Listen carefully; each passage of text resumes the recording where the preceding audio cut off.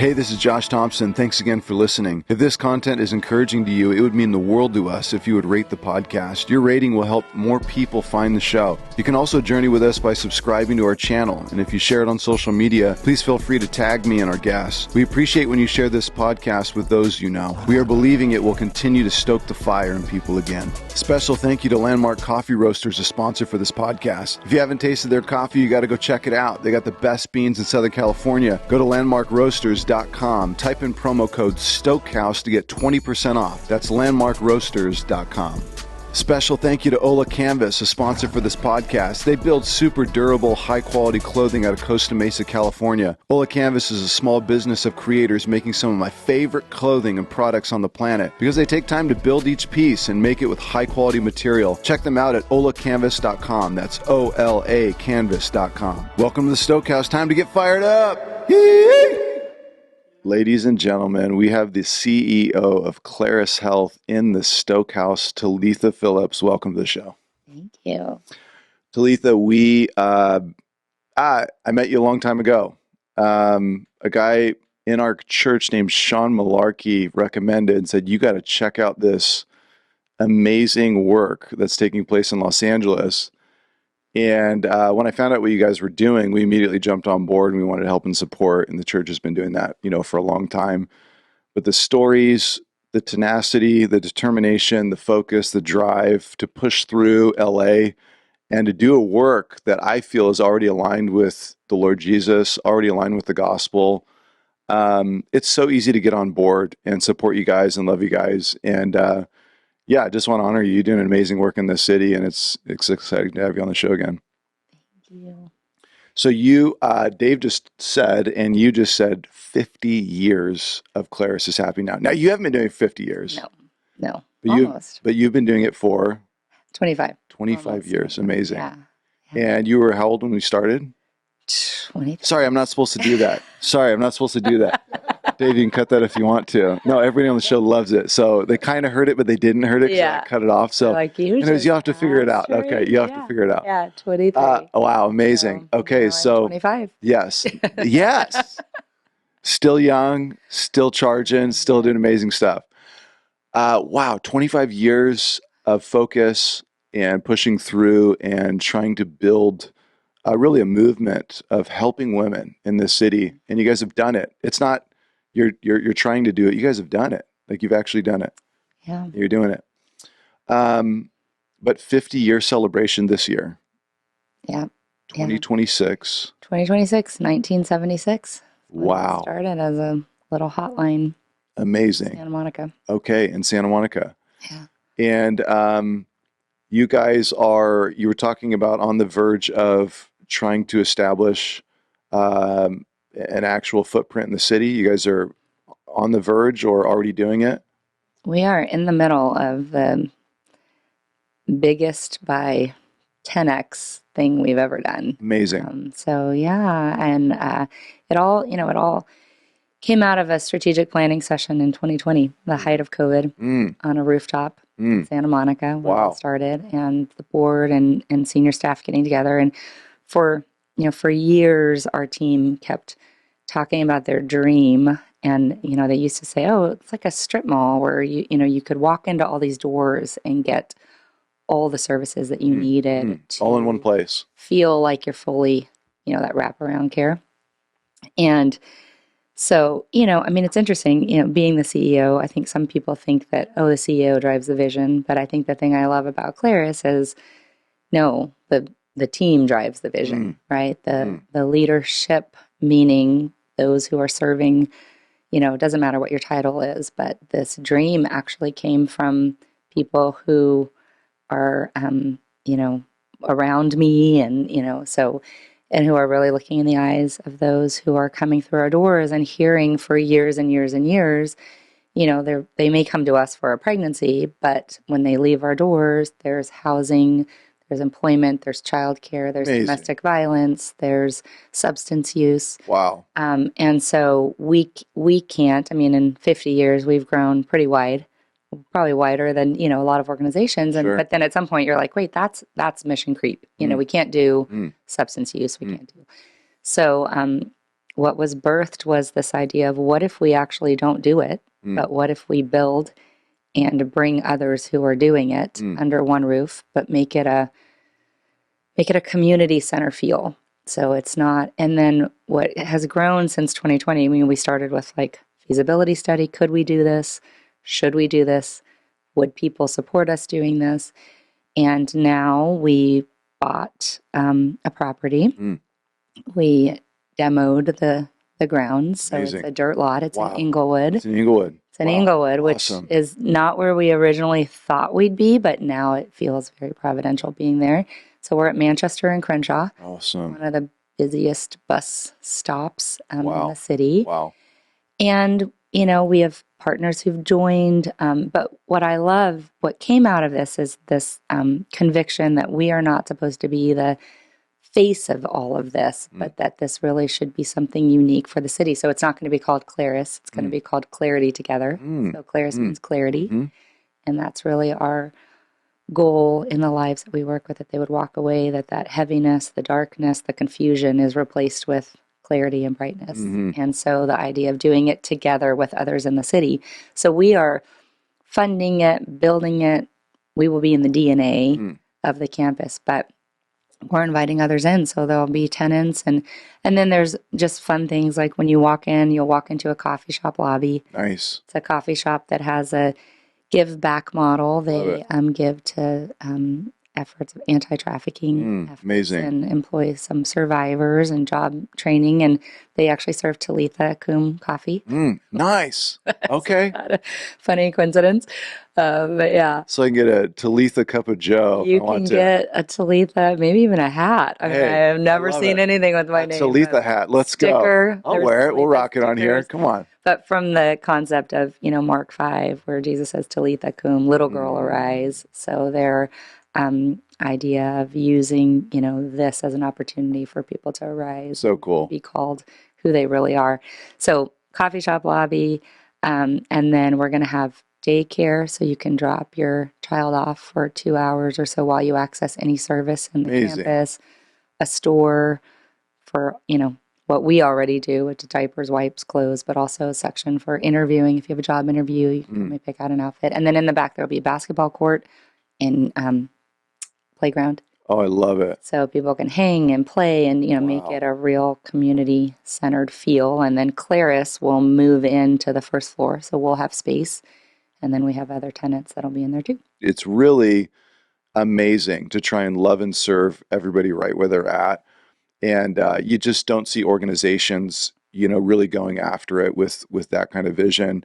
And then now to add on all of these extra things and to build the community center and really to bring all of these parts together, this cohesive, you know, like mall almost, like where you can get care from so many different angles. Super cool. So is this, you guys are in the process. Is there a start date, breaking ground, end dates in sight? Yes. So we will be ready to break ground from a city, you know, right now we're in the plan check phase. So we should be ready by this summer. And then our board has had a strong conviction that we won't break ground until we've raised 80% of the campaign goal, because we will do this debt free. Yeah. So we are about 1.8 million away from breaking ground. So you guys need another 1.8 million to break ground. Okay. Did you hear that?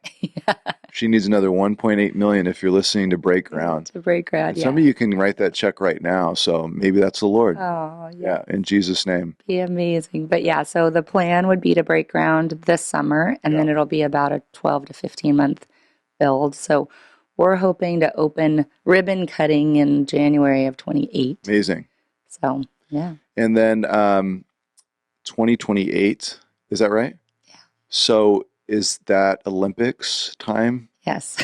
Yeah, this is good. It's the other weird timing of all this. That could be really good. Oh my gosh, if it works out. I know. If you can get some parking maybe for the Olympics, if you come visit us. Right. Well, I'm saying like I don't know. Like it's just, the world descends like on LA and I like all of the know. connection, who knows? Who knows what might Yeah. happen? Well, and I think what's sweet about Inglewood, we didn't set out to move into the city at all, but when this opened up, is looking at, Inglewood is on the map for sports Yeah. and concerts, and Yes. this little city has become known for. SoFi Stadium. So, I mean, from our roof, so we will have a rooftop deck on this campus. It's a 3-story, and you Nice. can see SoFi I and the love it. Forum, Wow. from the roof. But I think, Inglewood has become known for, in some ways, all the wrong reasons, Mm, which is all the people that drive in and drive out, mm, and some of that is at the expense of the people mm, who live there. mm, And so this is an effort to say, hey, we see you. We care about you who live here, you who struggle here, mm, you who've been impacted by the money that's been dumped in the city, but not for you. mm, And so it's been neat, even, we're in an Art Deco zone, so the mm. building is really cool. It Very has an cool. Art Deco nod, but Yes. I had to go to before the city to get those plans approved. And, to see the looks on people, wait, so you're building this like it's a nonprofit. Yeah, we're not making money. We can't make money. We don't Mm, want to make money. mm, We just want to serve. And so mm, it's been a sweet effort. The neighbors, every time we're there, walking around the dirt lot, mhm, the neighbors come out and they're like, "Are you the people?" And they mm, want to know, and they get so mm, excited. And mm, so it was supposed to be a brewery, and they backed out of the deal. So we're like, mm. instead of beer, we will Nice. be there Nice. serving and bringing healthcare and social Yes. services. Hope. Yeah, I hope. Exactly. Uh, Shout out to Bill Buffington, pastor in Inglewood. I got to get him connected and involved. That would be great. Pushing a lot of people, maybe to volunteer and help over in that direction would be super cool. Yes. He is Amazing. a gem. This guy, amazing. Grew up there in that city, in that town. A lot of gang life. Went and got saved. Came back and started a church there. Amazing. And the Lord's doing great things, doing great discipleship there. But yeah, it's like it'll be interesting to see, 2038, 10 years after, like why the Lord placed you guys in that town of all places. It could have been anywhere, and maybe there were hopes, to push into other, places, but all of a sudden you land here. That's where the land shows up, and that's where the opportunity shows up. When I reflect on Studio City, I didn't know where Studio City was, when we came looking in LA to plant a church. We were in Santa Monica, went down to Venice. We're over in downtown, the Arts District, and the brick buildings, and over in Silver Lake, and it's just running around trying to find. And through a couple conversations, they're like Sherman Oaks Studio City. I'm like, I don't even know what that is, And Studio City was the only place that said yes to us. Wow. And then it just so happened to be on Laurel Canyon, Ventura Boulevard, And then now fast forward 10, 11 years later, it's like, oh, like, oh, I see what you're up to. I see what you're doing, like this is really great. So 50-year celebration. Are we throwing a big party this year? What's going on? What's happening? We're trying to throw multiple, Okay. multiple Nice. parties, starting with the LA Marathon. Yeah. Wow. Yeah. Really? Okay. So we're doing our first sort of big event. We have spots for the 5K. So getting people to run, walk You're the running 5K. this. I'm doing the half. Let's I don't go. know. Let's go. What kind of I don't shoes you know. doing? I have New Balance. New Balance. Okay. Yeah. Has it been a I good? might switch it up. I did Okay. those last year, so Okay. I don't know. I might try something, Yeah. but Ultras. yeah. ALTRA. Ultra. Is that a Amazing really? wide toe brand. Yeah. Oh, well, I definitely need that because I lost a toenail last year. So Oh. Okay. Yeah. So somebody got a ton. Okay, this is good. no one said get the shoes a half size bigger. I was like, Yeah. well, now I know. Right. No, I'm learning this Painful too. lesson. Yeah, Yeah. I'm learning this True. too. I think I've always been a half size too small in my shoes. No joke. So, okay. Yes. Any of you people out there Sidebar. trying to be runners, half size larger, go wide toe shoebox. Yes. I think Brooks has some, Ultras have some, and I don't know. I don't know who else. Yeah. But Roadrunner. I'm not sponsored, but Yeah. you can give me. Or people who are working. There's a little store in Santa Monica, a little plug called Heartbreak. Mm. And they're awesome, cute branding, but she sells shoes Okay. and coaches Heartbreak. and everything. Yeah, Okay. Heartbreak on Main Street in Santa Monica. So Okay. I love supporting the little local guys. Yes. But yeah, Awesome. they're awesome. So you're running the 5K. No, I'm running the half. You're running the half. But we have runners that are doing the full, the half, and then we still have spots in the 5K. 5K is the day before on March 7th, Saturday, and it's Great. Starts at Dodger Stadium. Hmm. It is, I think the 5K course, well, I'm not going to say, has a few little hills, but my kids do it every year, begrudgingly, but they do. Wait, you're And going to do the half. Are you saying 13 miles? 13, yeah. You're going for it. Yeah. Are you already ready? No, I was last year. I'm not ready this Okay. year. But you did it last year. Did it last year. Okay, so you got a time to beat. Which probably won't happen, but yes, I do have a time to beat. Let's go. That's the problem. I'm that person that will be thinking the Oh, I whole love time, it. like, I'm not beating this. Yeah. Stop now. Yeah. Yeah. What is the date? So the 5K is March 7th, Saturday, and the full and the half are March 8th. Okay. And can people get involved or come hang out? People get involved. You can go to the website and just go to clarishealth.org/marathon, and there's signups for the 5K. So we've already bought all the entries, and then so you just sign up, and then we just ask people to share it with their network. I think for the 5K, we ask people to raise $150. Awesome. And then it becomes an amazing spring fundraiser. I see. So that becomes a great way to push the 50th. And then we're doing a 50 Faces of Claris on social that we're starting in a couple weeks. So we're just, past staff and board and patients and clients and just people. I think that's my favorite part is that you look back and, think about all the lives that we'll never know, right? We'll never know, but we're going to start highlighting. So check us out on Instagram and everywhere. And what's the in Instagram follow? it's just Claris Health. Claris Health. Okay. Yeah. Yeah. So follow there.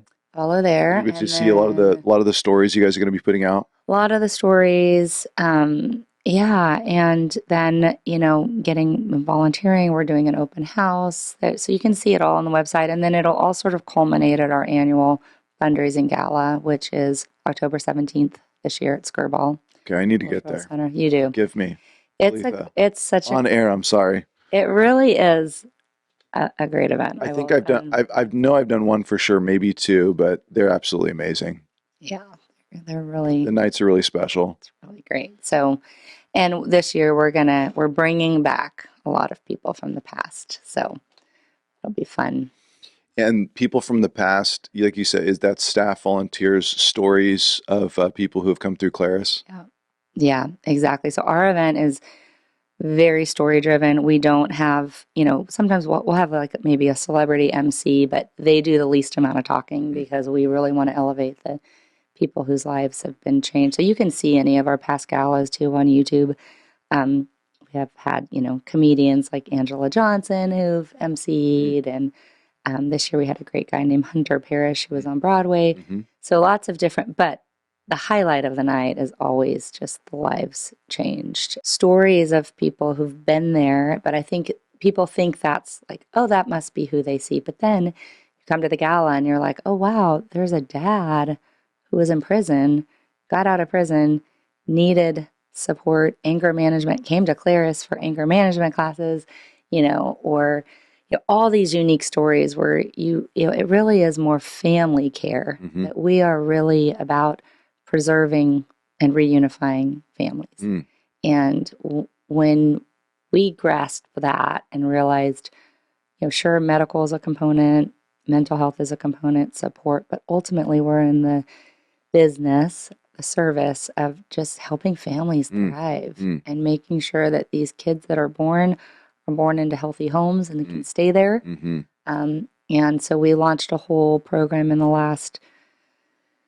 what really exploded in the last 5 years since COVID, which is the family reunification preservation. So we do court-approved parenting classes. Wow. We offer that to the nation. So we have people in states all around America who will call, and then we pair them up with a mentor who teaches the classes, but also is one-on-one available for them. And we stay in their life until either the case closes or they don't need the services anymore. They complete the classes, but not just teaching the classes, but then if needs arise. So, they need, remember one story, a mom needed mattresses for her kids to come back into the home. We provided mattresses. Amazing.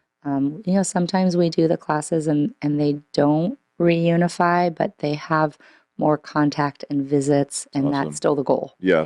Yeah. So. how do these families generally get in contact with you guys? Is that through the courts, or do you guys show up on their doorstep, or they connect indirectly through a family or a friend, or how do people find the Um, organization? yeah, it's a great, mostly online Okay. or social workers. So a lot of social workers are now realizing, and then word of mouth. Um, and then, yeah, a lot of just Googling, I need a class. Or like in LA, we have 400 plus partnerships. Mm. So another, like the Dream Center might Mm-hmm. call, Mm-hmm. or we had a dad that was in a treatment facility. Um, and he was, incarcerated, and then they moved him into a treatment facility and then said, okay, now you need to take all these classes. And I was like, where do I take these classes? And the one thing that makes Claris unique is we don't charge for the classes. Mm-hmm. So a lot of times a court will say, okay, you need to take 10 parenting classes or anger management, but then you look and it's $50 a class. And Mm-hmm. that's Totally. a major deterrent for Totally. certain people. Oh yeah. Can't afford it. So Yeah. And so, yeah, I guess if there's people listening now that might know people, in the area who need to connect, it's like you can just go straight to the website. You can just call straight in. You can connect there, and just by connecting with Claris Health, talking to a representative or somebody there, they'll immediately, kind of get you to the right channels. yep. Yeah. You've been doing this for 25 years. I'm sure some amazing moments, over the last few decades, really, of I don't know. I'd love to hear like maybe surprises, things that were just way beyond your wildest dreams, just so cool. Maybe even some difficulties, that you've navigated through, kind of like you know what I mean? It's like people look, when I think of church planning or like trying to start something or trying to there's just something about, these entrepreneur types in Los Angeles who I don't know. It's like Los Angeles is one of the most complicated puzzles, in the world. And it's because there's so many variables. There's so many things that can tip you off and so many things that can send you left or right and really just kind of blow the whole thing up. So when I sit across from somebody in LA who's done it for 25 years or, has just kept on pressing and it keeps doing well, it's like there's got to be some major wins. There's got to be some very difficult seasons. There's got to be I don't know. What I'm thinking about is those who are maybe reflecting on their own situation, trying to navigate through, trying to push through, and it's like the gold, like sitting in the middle of these stories or in the middle of these accomplishes or these, difficult times. I don't know. Anything come to mind? Yeah. I I'm mean, sure there's a thousand things. yes, there are. So where do I start? I mean, Yeah. I think, on one hand, I'm like, I grew up with Claris. Mm, I mean, I wasn't even was barely a year out of college mm, when I started. This was not what I wanted to do. mm. Um, Oh, I love it. this is not what I love it. I ran for probably 6 months from this, Wow. and I was like, absolutely not. Yeah. I think last time I shared, as a missionary kid, I saw what my parents' life was like in ministry, in this service when God calls you to do something. I was the typical MK that's like, when God makes you do something, you know, get ready for hard life. Yes. I don't want that. I don't Yeah. want a hard life. I Yeah. already saw that. Right. So, and in God's, funny way, I have one of four kids. I'm the only one Mm. in this work. My brothers all have fun jobs that make a lot of money. And here I am, here I am. So the oldest, I love it. punishment, no, we kidding. But I really, I think, at 23, I was like, I'm not nonprofit. Yeah. No. Yeah. I graduated in the tech boom and everyone went into tech. And I did a year at a tech company. And then this little organization, I mean, at the time our budget was like 90,000 and they didn't Wow. have anyone in this role. They only had two part-time staff. And Wow. at the time, they could not fill this role. The previous director had had a baby and second baby and wasn't coming back. And so, they're like, we really feel like you're supposed to do this. And so I think I may have shared last time that the Chuck Norris story. Did I tell you Mm-hmm. this? I don't know. Anyways, I Tell had it. I this don't remember. moment. Maybe I did it. So, here I was working down in Palos Verdes at a tech company, and these women from, I had gone through one of the programs at Claris in college, so I knew them, loved them, changed my life. Thought I'll volunteer, but I'm not working there. And I would run into these women at like baby showers and weddings, and they'd say, well, that role is still vacant. And so there was this one moment, a woman named Susan said, have you actually prayed about this? I Whoa. remember being on the phone and I was like, of course I'm not praying about this because then God will make me do this. And I don't want to do this. And Yes. so, I remember I had this stick shift, Toyota 4Runner. I'm sitting in my 4Runner and I'm driving Nice. and I'm like, fine, God, if you're going to make me do this, you better make it abundantly clear. Um, and then I got a call from Chuck Norris's, the Norris family, the Walker, Texas Ranger, and Wow. his wife was pregnant with twins, Wow. and they needed somebody to be with the babies at night. And was connected with the family at the time, loosely connected, and somebody said, hey, you should call Talitha. I think she nannied, and I think she's good at this. So anyways, the only way I could take that job at night was if I had a part-time day job, and Claris was part-time. It was 20 hours a week, $16 an hour to be the director. I love it. Yes. And so, it was this, when people are like, oh, these, leaders, and like sometimes the leader is dragged in, like bloodied and bruised. Yes. And I remember my first day, the girl who was in the role before was like, okay, here's the keys, and walked me through. And then she shut the door and I sat on the floor and I was like, what have I done? Wow. And so Claris came out of, this kid that knew nothing. And I just remember sitting there and looking around. And, so many women had championed this the best they knew how. But I was looking around going, I don't know that we're very culturally relevant at this moment. Like, we kind of, needed to look at the community and like, what are the real needs of the community? So it just became this like listening tour of what are they saying when they walk in, and what are the needs that we're not meeting? And even like when you walk in, like maybe not have a wall of diapers, Right. Because that Right. sends a message. Right. And maybe, so just like rethinking, It's new eyes. and being able to put myself in like how we really do love people no matter what they choose, and we want them to make this choice. So how do we make it as neutral as possible, where they know they're loved, not the outcome of their decision? Yeah. And so we really started, putting that in place. So flash forward, so I think, in those days, I had a board that was very supportive, and we just started making changes, slow but really big changes. And then realizing being in a city like LA allows you to test out a lot because it is a melting pot. And what do they say? As California goes, so goes the nation, and I think we've started to see, what's working well here. Sometimes now other states are adopting because, they're all evolving.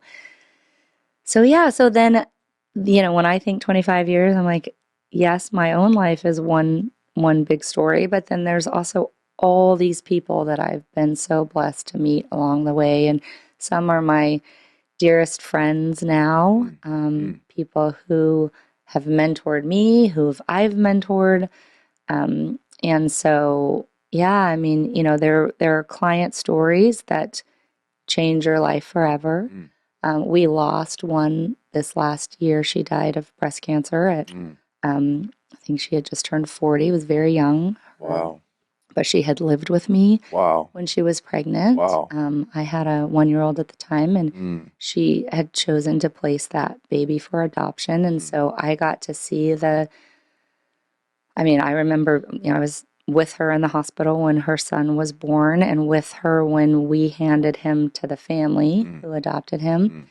And the struggle, I was like, they can't have him. Like, let's just, keep him and I'll help you. But watching that, and then, flash forward 4 years later, I'm on the other side, and my youngest daughter was adopted, and I knew intimately had empathy for the pain that our birth mom was experiencing because I had seen it. Yes. I drove home without a baby and, a postpartum woman in the car, and we went home, and I saw what those first couple of days are like.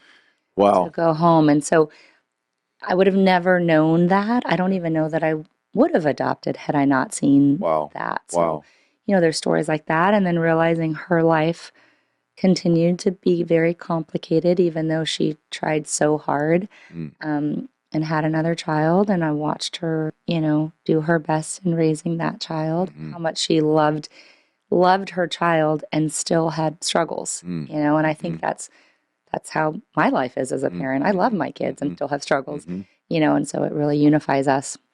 So anyway, there's so many stories like that where they leave a, tattoo on my heart, so to Yeah. speak. I'll never forget them. Well, I love that. I don't know, it's like Talitha Phillips, CEO of Claris, it's like a lot of people, this, strong woman, leading an organization, staff and administration and navigating LA and all these things. But it's like, there you are, like in the room, it's like in the thing, like you're not leading from a distance. You're in the middle of it.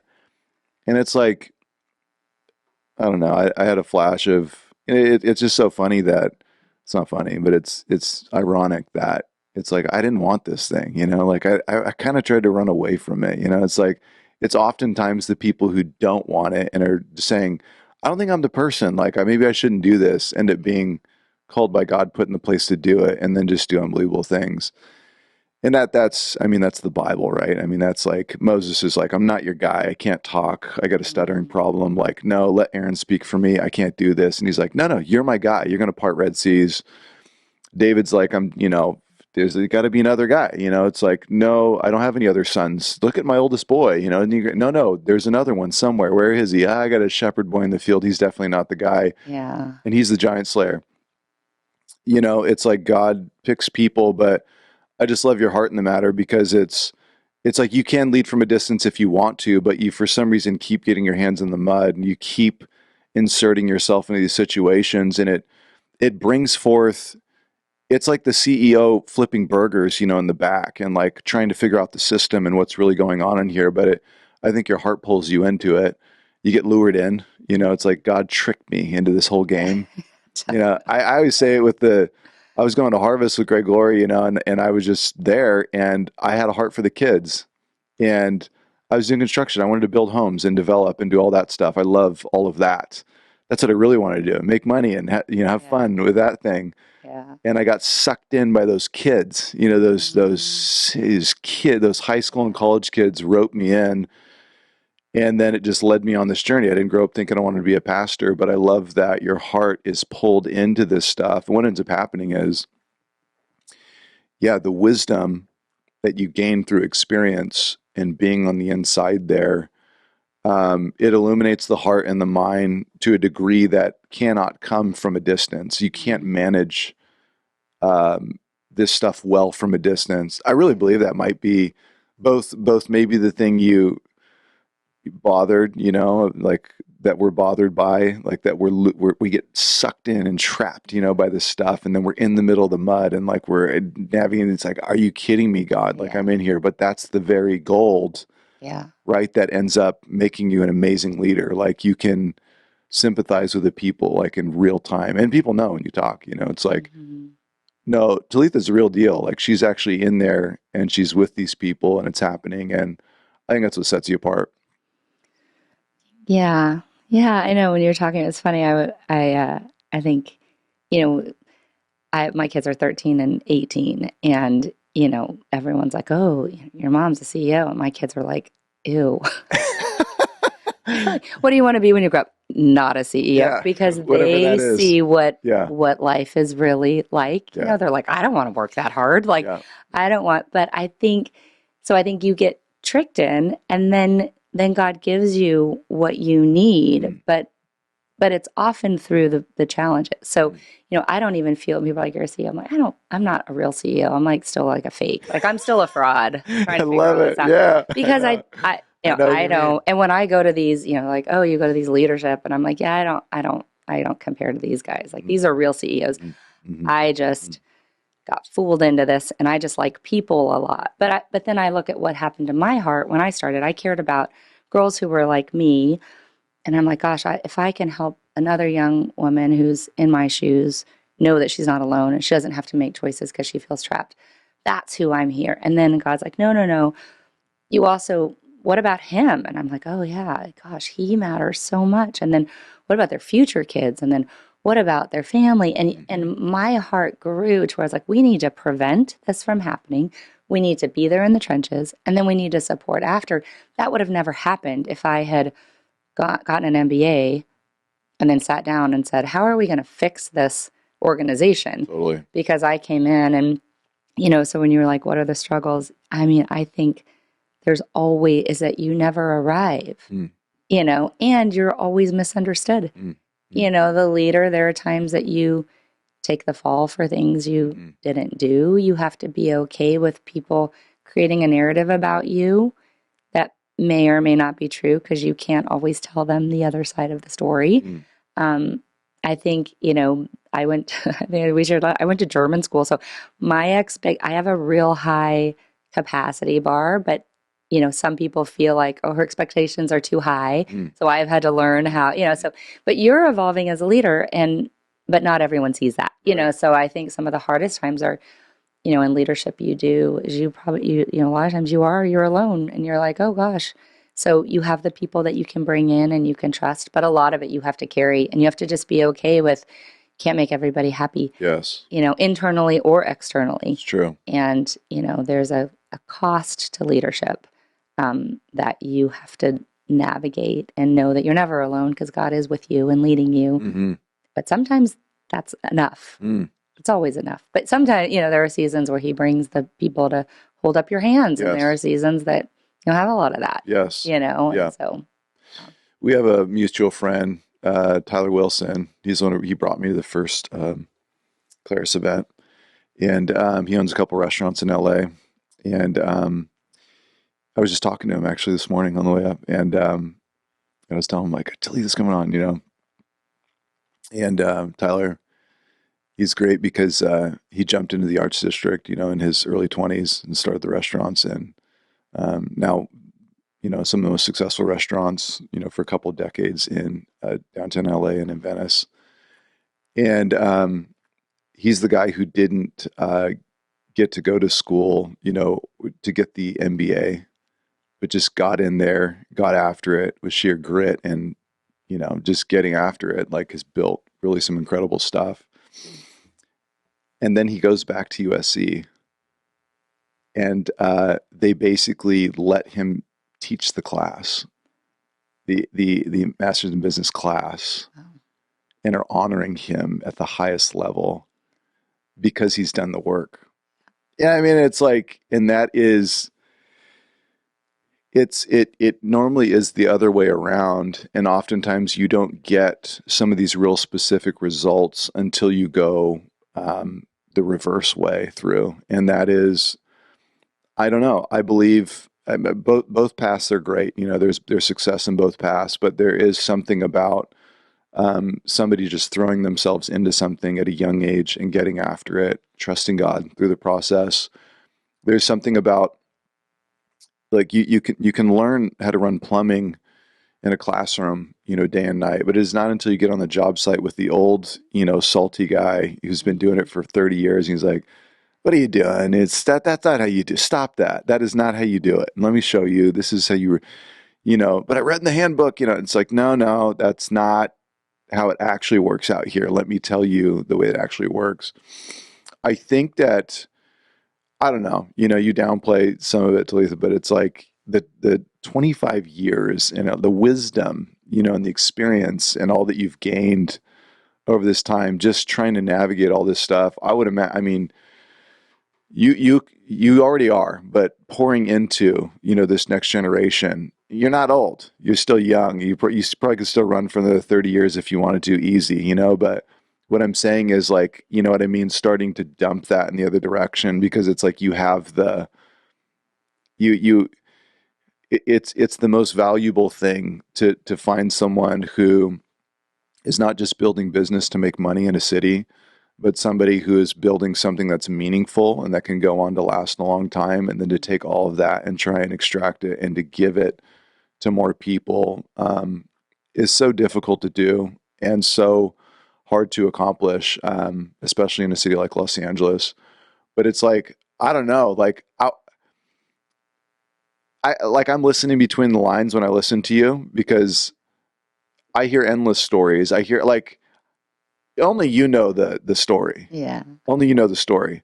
But I immediately thought, like, we're in Hollywood, like this might be like a great short film or great film or something, like seriously, because it's like you so where we connect is I'm with people in some of their happiest moments and some of their darkest moments. Yeah. And nobody knows that. Yeah. And nobody experiences that. Yeah. And sometimes you don't even know what to do with that in there. Like you're just there with them and you're like, you're trying to celebrate at the highest level, even if you're going through something difficult, right? But then if they're going through something so dark and so difficult, and like you're in there and you're like, how do I help these people? You're trying, but it's like only you know the details on the wall, like only you see and feel. And when you experience so much of that over a long period of time, it's it's such a great gift to give to other people, to know that there are these stories going on, there are these things going on in life, there is hope, it does work out, all of the, you know what I mean? Like you have to know the darkness in order to like see the light, and you have to, and you don't have a lot of people, I guess, getting in the mud to do that, That's what makes the Dream Center so great, right? Matthew Barnett. It's like he's that's why people throw money at it, because they're just like, he's in there, he's trying to do something, or the stuff on Skid Row. It's like, you're doing it, and there are a lot of, beautiful things that God has done in this story. And I'm trying to listen between the lines. I don't know all the stories, but I can feel and, hear all of the details. And for you to take that gold and pass it on to, more people, I think is invaluable. Yeah. All right, it's a lot. It's a lot. Yeah. but it's true, and it's real. Yeah. And it's messy. Like I think, like you said, you have the MBA, is what I'm saying. Yeah. You have the MBA. I have the life business degree, Yeah, you have it. Yeah. But I think, I'm like, I'm not anti getting the MBA. Yeah. I think you can do that and you can do amazing things. Yeah, of course. But, I have a friend who has many degrees and he's done really well in this world. And, sometimes when we talk, it's like, there's two ways you can talk. You can talk with your head or you can talk with your heart. And I think sometimes we're trained, like I'm trained in the heart, business. And so sometimes there's a conflict of like, well, sure, the books would say to do this, but my heart says to, I also am very much a gut person. I know in my gut, like we should do this. How do you know? Well, I don't know. It doesn't make sense, but I really think we should do this. Most of the time, I have a pretty good sense. In fact, some of my staff have said, what's your gut saying? Because they've learned, like if Talitha tries to think with her head, this isn't going to work. But if you just say, well, what do you feel like we should do? I tend to have more discernment than I do actual knowledge. That's why I said I'm like a fake CEO. I don't know. I don't even read books. I love it. I don't even hardly listen to podcasts. My brain is like so full, Yeah. So I'm like a couple sermons and I'm good. But anyhow, but I do. You're right. I will receive that I do think I probably know more than I know. And what I think is like so fun about this job is you can never figure it out. And you see, but because you see the mess of somebody and the beauty, you know that they can coexist. Yes. And I think that's the job of the pastor. That's the job of, which is a revelation to most people. They think you have to fix the mess to see the beauty, but really they need to coexist because, I teach we have a post-abortion support group, and we talk about the gray zone and how life is meant to, when you experience the lows, you can appreciate the highs. If you live in the gray zone and you cut off the highs and the lows, that's not living. Right. So I think that we want to fix when somebody's depressed. It's like, how can we fix that?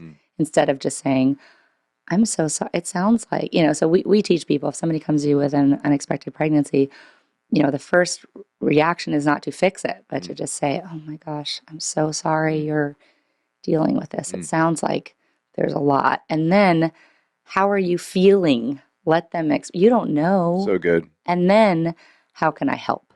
So if we can model that versus like, oh no, things are bad, but I would preach that to myself because, when you're struggling as a leader, you're like, how do I fix this? Instead of just saying, well, maybe I need to go through this season, this dark season as a leader to know that, hey, there's a hopeful future. There always is, See what you did right there, though. That's a master class on empathy. Okay. And, but it's so like nonchalant off the cuff, but it's like, that's kind of a master class on empathy, though, because most people can't get there. Like, so Yeah. it's the art of listening, right? And like, again, our whole culture is upside down on this right now. The whole nation is upside down on this. No one knows how to listen, Yeah. and no one knows how to say, um, I'm so sorry. Yeah. It's all about being right. Yeah. It's all about it's all about positioning ourselves away from the person immediately and setting up a tribe instead of trying to reach across the table and figure out where somebody's at Yeah. and really understand them. I heard this crazy illustration. It was from a spy who would try to get people in other countries on his side to reveal information about the other team. And he said the way that he would do it is, again, they don't know he's a spy, but he's trying to get internal information from them, and he has to build trust. Mm. And so what he would do is, and again, what he would do is he would sit down with them and he starts to just ask them questions. And he tries to sit down and he says his ultimate goal is realizing this picture that I can only see right now when I'm looking at the person, I can only see my view. I can see this angle, and this is all that I can see. If I can get and listen far enough where I can be sitting in their seat and I can see their view, everything they're seeing behind me, I can't see it right now. But if I can see what they're seeing, if I can understand what they're feeling, if I can get like completely into their world and they have revealed that to me, Yeah. that is the moment. That is the moment I can ask them anything and they'll share everything about what's going on internally. The problem with people is just that, like, somebody finds out they're pregnant and they're, immediate, there's this problem and it's like, we got to fix this thing. And they jump to step 10. Yeah. They've missed all of these things along the way. It's like, wait a minute, let's figure out what's going on inside of the person. Let's try and understand them. Let's see where they're at. Let's see all of their emotions and all things they're working through and all their ideas and ask them and work through all of those things up front. And then, we can start to work towards some type of solution to help. You can't help somebody if you don't know their problem. Yeah. And you can't conclude their own problem. You can't Yeah. conclude where they're at. And it's really a sad thing that's happened in our society. And I think it's broken a lot of the relationships and friendships is like, I don't know if it's swiping. I don't know if it's just we just don't have the ability to lock in and listen deeply to people anymore. It's a lost art in our society. We got to get it back. Yeah. Yeah. And I think it's hard to do without looking someone in the eye.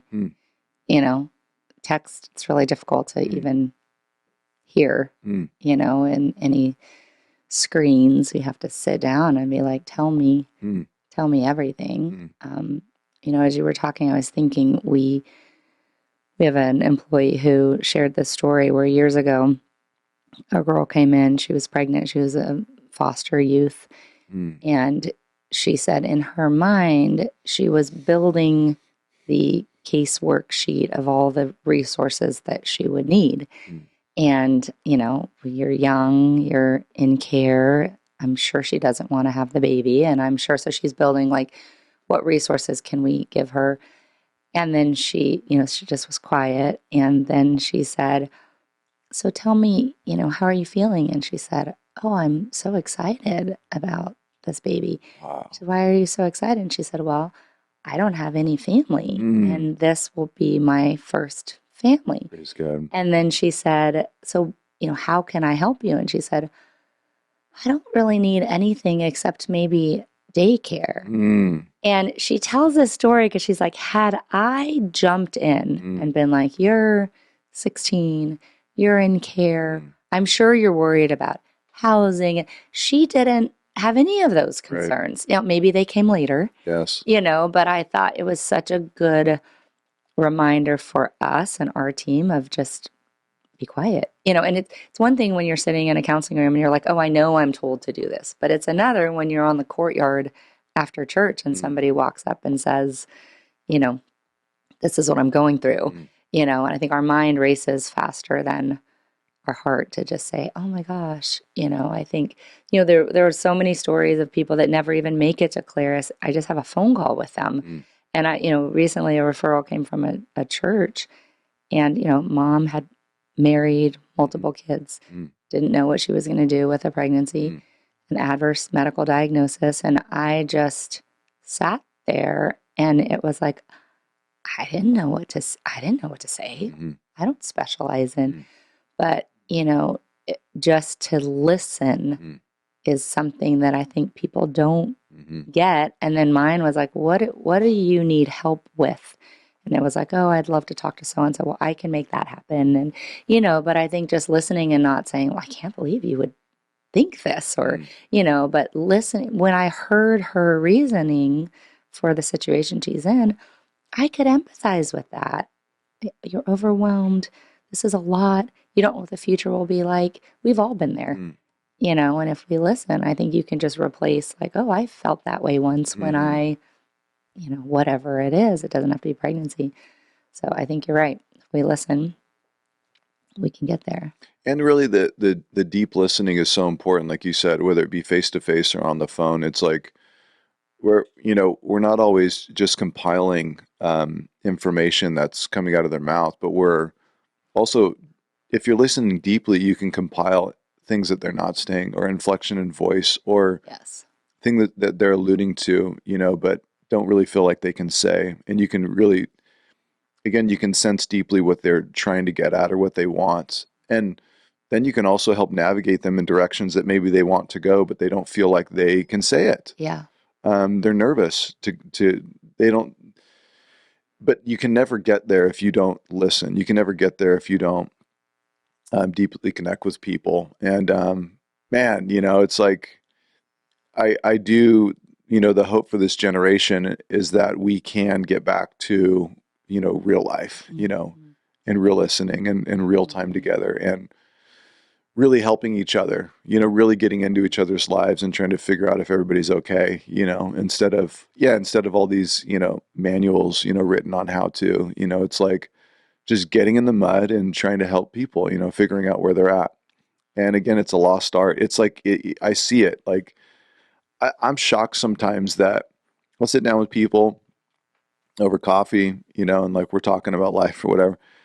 And they're just talking, and I've said very little. I've done very little. Literally, the process of them talking has healed all, you know what I mean? It's like, it's brought them to their own conclusions and healed and literally navigated their own, like, answering their own questions and working through. But it's like people just so badly need to talk and vent, and they're locked away and they're not able to share their story. They feel like it's a secret. They feel like nobody else can know. They're isolated. They have nobody else to talk to. And I mean, the fact that you guys make that available, train people to do it, and are really going after people to try to make that space is amazing.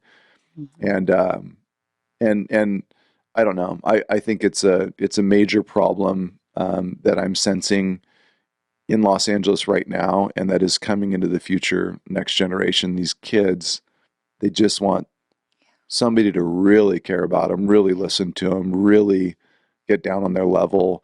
Don't make them feel dumb. Just really get in there and listen. Yeah. Yeah, I know. I see if we keep this in later, but during COVID, my kids went to a school that a very famous person in our area started. And he's had some struggles in his life as well. But I'll never forget, there were two 5-year-olds. One of them was his kid, and one was another kid. And they were fighting over who knows. And I watched this whole interaction. So the teacher tried to jump in, and he said, no, stop. Leave him alone. Just leave him for a minute. And they went through fighting. And then he just said, hey, why don't you tell him how you feel? And the kid was like, why? Mad at you for this. And why don't you tell him? And then it just dissolved. And he turned to me and this other person. He said, "This is what's wrong with the whole world. Wow. Nobody ever lets these kids just figure it out. Wow. Every adult steps in and does it for them." Wow. And, it's one of those things where you look at people's lives, right? You look at this guy, you're like, he's so complicated and he Right. does such crazy things. But at the core, I think he actually had an idea that he really wanted to try out. And my kids benefited from it during COVID. It was an amazing little place of like, let's just let these kids be kids during COVID and not put them on screens and remove them from the world. Like, let's bring them together. And I will tell you, my kids were at seventh grade and like third grade. And they don't have any of the, aside from my little one not knowing how to do math, but aside from that, they don't have any of those psychosocial issues that a lot of the COVID kids had that didn't have that human connection. In fact, my seventh grader at the time learned how to be a leader because she was the oldest in the whole entire school. Wow. And my little one learned that you may not like somebody, but you can get along with, and I just look at those lessons and it's made me rethink school. I'm like, I don't really care where you go to school. I don't really care what your grades are. Just be a good, kind, I agree. loving person Yes. in this world and ask God what he wants you to do. And it may not have college. I have an older one that's going to go to college. She's going to do great. My little one, I don't, you want to work at the zoo? Okay. But it's humbled me as a parent to realize like, just maybe the leadership of just the exhaustion of seeing, and I see kids come to Claris who I know their parents, and I'm like, it doesn't matter if you live in Malibu and on the hill of the cliff or you live in Compton, the issues they struggle with are the same. That's right. And ultimately, is my life worth it? Do you see me? Do you love me? Am I worth being loved? And especially, in their own homes, like as parents, now my thing to myself too is like, gosh, just do my kids know that I love them? They're never going to know how hard I worked to give them the life they have. They'll never care because really what they want is, will you watch a movie with me? Right. Right. Will you do this with me? That's all and when they're little, they express it. But then it's so sad, like, hold on to your little ones because then they turn like 12 and suddenly they don't express it anymore. Oh.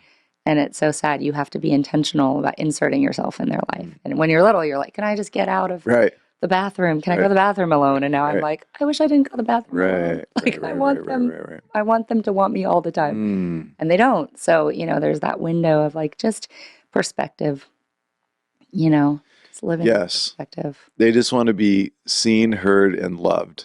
Yeah. I think and that is a basic human need. All humans want that. And 90% of the kids in my high school didn't know math. So you're good. It doesn't. And, and grades are worthless. They don't mean anything. The CEOs who run the world are all C students. So, none of this stuff matters. But you're right. It's like making sure that they're seen and heard and loved deeply. Like that is the basic human need. And it's so far removed, sadly, from society. And that's what these kids want, man. That's all they want. But that's what these grown kids want, these adults. Yep. Yeah. They just want somebody to listen to them. And it is so interesting that is how it plays out oftentimes, that if someone can just vent all of their frustrations and get out in real time what's really going on in their heart, why is that healing? Why is that enough? Like, they don't need any major change. Even better, somebody can reiterate back to them what they said and they feel understood. And then it's like, okay, and maybe there's not a major change, but there's a slight change, and that is enough, to help satisfy. And it really is, I do think that there just isn't enough discourse. There isn't enough conversation, not with our kids. And it's amazing that happens. My little guy, Wes, he's WES. He is 3 years old. And he wants to come in and package books with me. And Katie's like, oh, and he's just hanging out with me. He's moving books and we're talking and we're listening. The whole thing. He becomes my best buddy for the rest of the day. He's like, "Oh, Wes is your best bud now. Like, did you see what just happened?" Like, all he wants is this deep connection Yeah. and just for somebody to listen to him deeply and to hang out. And I love it. And I'm learning that, I got seven, 5, and 3. Okay. So Eden, Shep, Wes, Yeah. Eden, Shepherd, and Wes. And, I'm sad for that day. I know it's coming, but I am trying to fill that cup as much as I can with just, getting in there and spending time and listening. But it has been a lesson for life because when I started the church, I guess even when I got into ministry, I really just thought I could fix everybody. Being comfortable with knowing I can't fix anyone. I don't have to fix them, Yeah. but I can help them. Yeah. And just by being there to listen and to encourage where I can and build up where I can and strengthen where I can, I think that, like you said, that balance between the chaos and the beautiful, this space that's okay. Jesus was in this space like nonstop. Mm-hmm. I mean, this is his space. God could shout from his tower, "You're all wrong. The game's over." Yeah. But he doesn't do that. Yeah. He comes down, he gets in there with everybody, and he walks with us through life. He shepherds us, he carries us, and he keeps pouring grace. Even when we mess the whole thing up, he just keeps loving us and serving us and showing us grace through this whole thing. Lifelong lesson for sure. But again, I think you learn these things really quickly in fields like what you're doing. You can lose people real fast, if you just give them the law. Mm-hmm. You give them the standard. If you want to win them, you get in there and you love and serve them, you listen to them, and there's great healing. Mm-hmm. Talitha, you're doing an incredible work. And I can't wait to see the campus and what's going to happen. And I can't wait to see how God's going to raise all the money and how all this stuff is just going to fall into place. And the headache becomes a Red Sea parted and a super blessing on the other side. And everybody's just standing black like, "Wow, Talitha, you did it again." And you're like, "Yeah, but like you don't know what." Trenches. Yeah. The trenches. Yeah, so we can be following along online, walking with you through the stories, all the things that you're doing and accomplishing. Should they follow you directly online? Should they stay in touch with Claris? Yeah. Either one. Yeah. I'm on Talitha's not that hard to find. That's one good thing. Yes, Talitha I Phillips. think I'm Talitha J or something. Talitha J. That, Talitha J.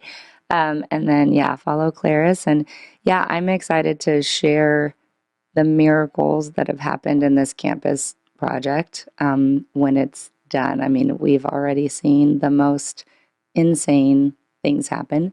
And I think, that in itself will be a story because, again, I didn't want to do this. I didn't want to own property in LA. I didn't want, I don't own a home. So it's hilarious that what a funny story. Right next to our property is this meat market in Inglewood. And it's iconic. Everyone goes there and buys meat. So I walk in one day to find the owner because we had to tear down a fence or get permission. And I said, "Oh, I'm just looking for the owner." I said, I bought the property next door. And it was like, and every head in the meat market is like, "You bought the place next door?" I said, "Well, I didn't."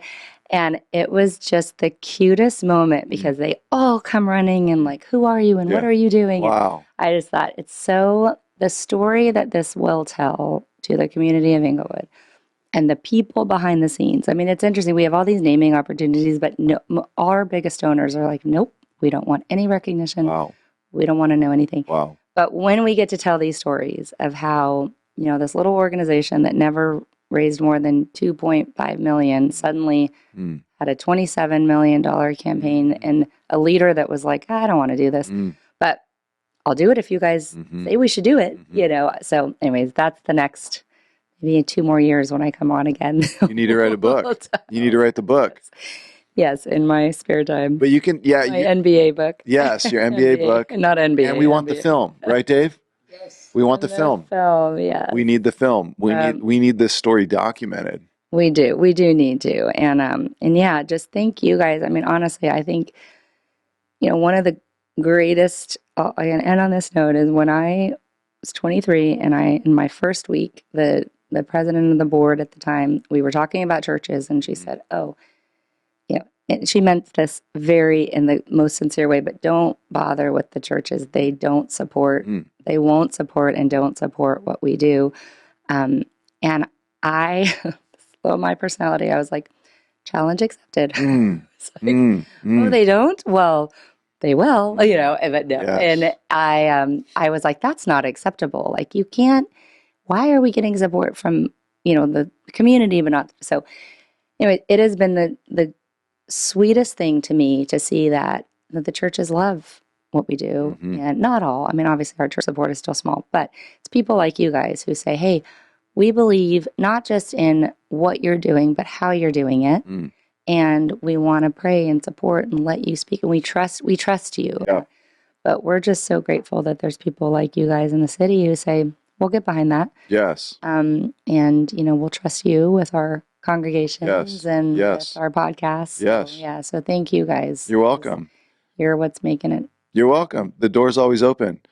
Now, it was easy to get on board with Claris because you're already doing the Jesus thing in the city, and you're doing it way better than I could ever do it. So if the wheel's not broken, why try to fix it? Like, the wheel's already working. Just get on board with the wheel and start supporting in that direction. So on air, we're going to continue to support, and we're going to continue to be with you guys for decades in the future. And you need anything from the church or the congregation, or you want me to go tell the other churches to get on board, just let me know. I'll because again, we must get on board with gospel-centered things. We must get on board with Jesus-centered things. It's so great that you guys, again, like, I don't know, like roots or like a spider web, have just worked your way through the city and are doing so much amazing stuff. And it's literally what the church should be doing, but hasn't been able to do. So that makes sense. It's like we have to. Like, I think the Lord would command us to, and it's a great opportunity. And of course, we got a great lead, so you're doing an amazing job.